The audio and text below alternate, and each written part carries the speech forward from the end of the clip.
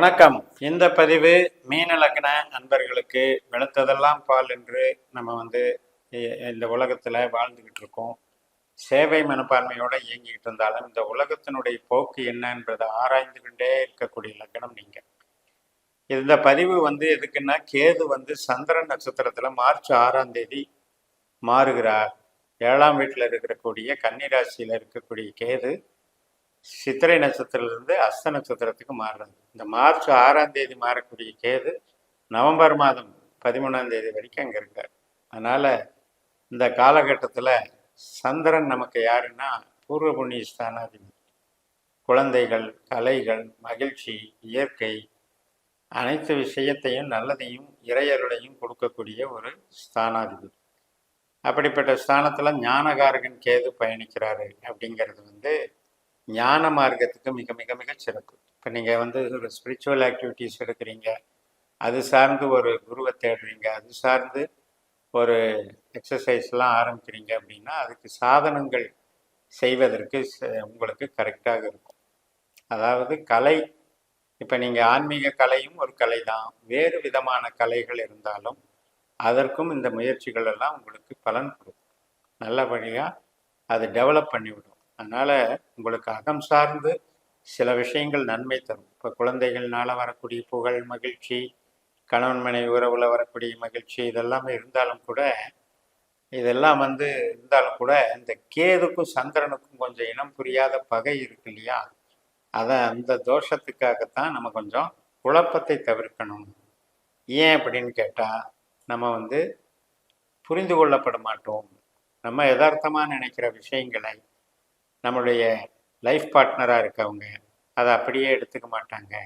குதர்க்கமாக feel பண்ணிட்டு அதுக்கு ஒரு அர்த்தத்தை கற்பிச்சுக்கிட்டு அதற்கான ஆர்குமெண்ட் பண்ணும்போது நமக்கு அது ஒரு ஈர்ப்பை கொடுக்காது, வெறுப்பை கொடுக்கும். கேதுனாலே சன்னியாசி கிரகம் தானே, அப்போ ஒரு வெறுப்பை கொடுத்துரும். அதனால் அதில் கொஞ்சம் பக்குவமாக டீல் பண்ணிக்கணும்.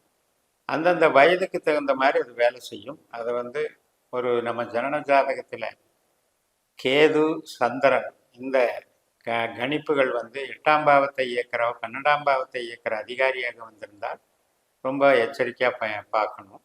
அது இல்லாதவங்க சும்மா லேசான சின்ன சின்ன சலனங்களோடு போயிடும்.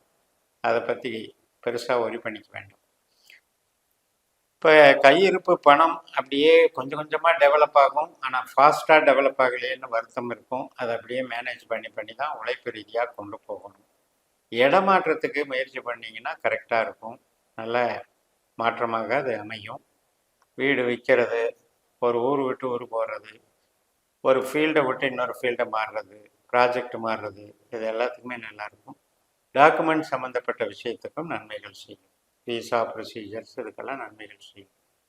இப்போ நம்ம வீடு கட்டிக்கிட்டு இருக்கோம் ஏற்கனவே அப்படின்னா அதில் சின்ன சின்ன முட்டுக்கட்டைகள் நடந்துக்கிட்டு இருக்கும்.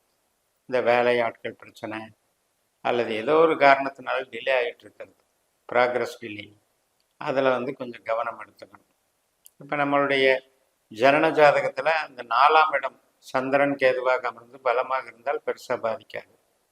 அதே 4ஆம் இடத்துக்கு பாதிக்கிற இடத்துல நம்ம ஜனன ஜாதகத்தில் கேதுவோ சந்திரனோ இருக்காருன்னா இந்த காலகட்டத்தில் இந்த நவம்பர் 13 வரைக்கும் கொஞ்சம் வேலைகள் தள்ளி போகிறதுக்கு காரணமாயிடும். குழந்தைகள் நலம் சிறப்பாக இருக்கும். குழந்தைகள் புகழ் பெறுவார்கள். குழந்தைகளுடைய சுபகாரியங்கள் நன்றாக நடக்கும். வீட்டில் மகிழ்ச்சிகரமான விஷயங்கள்லாம் நல்லா நடக்கும். திருமணம் சார்ந்த விஷயங்களும் நல்லா நடக்கும். அது உறுதி பண்ணுறது, வரன் பார்க்குறது, இதெல்லாம் சிறப்பாக நம்ம கொண்டு போகலாம். வேலைக்கும் நல்லா இருக்குது, ஒன்றும் பிரச்சனை இல்லை. கணவன் மனைவி உறவில் இந்த சின்ன சின்ன சலனத்தை மட்டும் பார்த்துக்கிட்டா போதும். மற்றபடி பூர்வீகம் சார்ந்த, தந்தை வர்க்கம் சார்ந்த வளர்ச்சிகள் நன்றாக இருக்கும். ஆராய்ச்சி கல்வி, உயர்கல்வி, இதுக்கெல்லாம் வளர்ச்சிகள் நன்றாக இருக்கும். வெளிநாடு கல்வியில் போய் படிக்கிறது, இதுக்கெல்லாமே சாதகமாக இருக்கும். அதுபோக ஆன்மீகம் சார்ந்த பயணத்திலையும் நன்மைகள் நடக்கும். அதே நம்ம சொந்த உற்பத்தி தொழில் செய்கிறோம் அப்படின்னா அதில் பார்ட்னர்ஷிப் இருந்தது அப்படின்னா கொஞ்சம் கொஞ்சம் சின்ன சின்ன வாக்குவாதங்கள் ஏற்படும், அதில் சில முட்டுக்கட்டைகள் ஏற்படும். ஆனாலும் கூட ஸ்தம்பிச்சு போகாது, இன்னும் போகாது, பெருசாக வளரத்துக்கு ஏதாவது ஒரு இடைஞ்சல்கள், சின்ன சின்ன இடைஞ்சல் வந்துகிட்டே இருக்கும். இந்த காலகட்டத்தில் தொழிலை வந்து தேவைக்கு தகுந்த மாதிரி யூஸ் பண்ண பழகிக்கோங்க. தேவைக்கு தகுந்த உற்பத்தியை பண்ணுங்க. அப்போ தான் அது பிரச்சனை இல்லாமல் இருக்கும். மீன லக்ன நண்பர்களுக்கு மூத்த சகோதர சகோதரி வழி, நண்பர்கள் வழி, இவங்க வழியில் வரக்கூடிய ஆதாயங்கள் நன்றாக இருக்கும். அவங்களுக்கும் நன்மைகள் நடக்கும். அப்போ இந்த வகையில் உங்களுக்கு சந்தோஷம் நல்லாயிருக்கும், மகிழ்ச்சிகள். அவங்களுக்கும் சுப நிகழ்வுகள், உங்கள் சார்ந்த ஒரு சுப நிகழ்வில் அவங்க பங்கெடுக்கிறது, இதெல்லாம் பரஸ்பர உறவுகள் வந்து மேன்மை கொடுக்கும், நல்லாயிருக்கும். இப்போ மூலதனம்னு எடுத்துக்கிட்டிங்கன்னா அவாய்டு பண்ணிக்கணும். இந்த மார்ச் 6லேருந்து நவம்பர் 13 வரைக்கும் மூலதனத்துக்கு இது கேது சப்போர்ட் பண்ணுறதில்ல.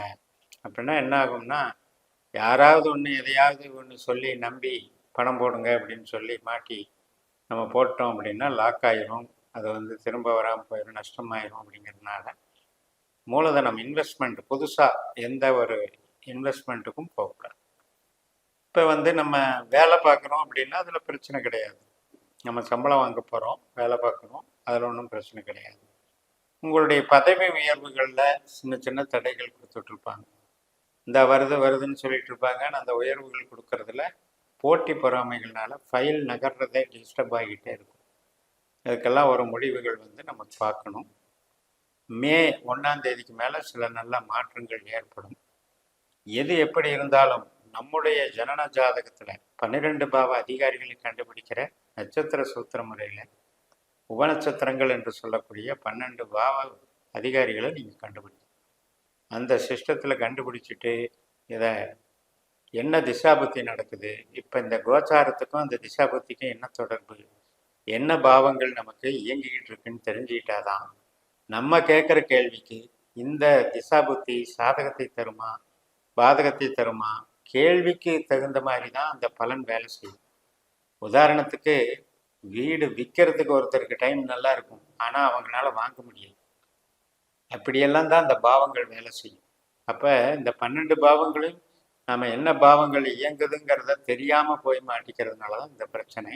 அதை ஒரு தடவை நம்ம ஜாதகத்தை இந்த மாதிரி அனலைஸ் பண்ணி ஆய்வு பண்ணி இந்த உபநட்சத்திரங்களை தெரிஞ்சு வச்சுக்கிட்டு பயன்படுத்தும் போது உங்களுக்கு வந்து உங்கள் கேள்விகளுக்கு உண்டான பதில்கள் வந்து கரெக்டாக கிடைக்கும். இப்போ மீன லக்னத்தில் நமக்கு வந்து லக்னத்தில் 2ஆம் இடத்துல தான் அஸ்வினி நட்சத்திரம் இருக்குது, 6ஆம் இடத்துல தான் மக நட்சத்திரம் இருக்குது, 10ஆம் இடத்துல தான் மூல நட்சத்திரம் இருக்குதுன்னு சொன்னேன். அப்படின்னா என்ன அர்த்தம், இந்த கேது சார்ந்த தொழில்களை நீங்கள் இயக்கிக்கிட்டு இருக்கிறது, கெமிக்கல் இண்டஸ்ட்ரீஸு, வேஸ்ட் வியாபாரம், ரீசைக்கிளிங் ப்ராசஸ்ஸு, மெடிசின் சம்மந்தப்பட்டது, இந்த இதெல்லாம் வந்து உங்களுக்கு இயற்கையாகவே வரும். கேது புதனை போலவும் பலன் கொடுப்பாரு. அதனால் வந்து மார்க்கெட்டிங் பண்ணுறது, ஏஜென்சியாக இருக்கிறது, பேங்கிங் செக்டரில் இயங்கிறது, இந்த மாதிரியும் வேலை செய்வார். ஸோ எல்லா விதத்திலையும் தொழிலுக்கு பங்கம் இல்லை, குடும்பத்தில் குழப்பம் மட்டும் தவிர்த்து கொள்ளுங்கள் என்று கூறி நிறைவு செய்கிறேன். இந்த சேனலை சப்ஸ்கிரைப் பண்ணி ஷேர் பண்ணுங்கள். உங்கள் தனிப்பட்ட ஜாதக பலாபலன்களை என்னுடைய வாட்ஸ்அப் நம்பரில் தொடர்பு கொண்டு பலன் பெறுங்கள். உங்களிடமிருந்து விடைபெறுகிறேன். உங்கள் ஜெயம்எஸ். நன்றி, வணக்கம்.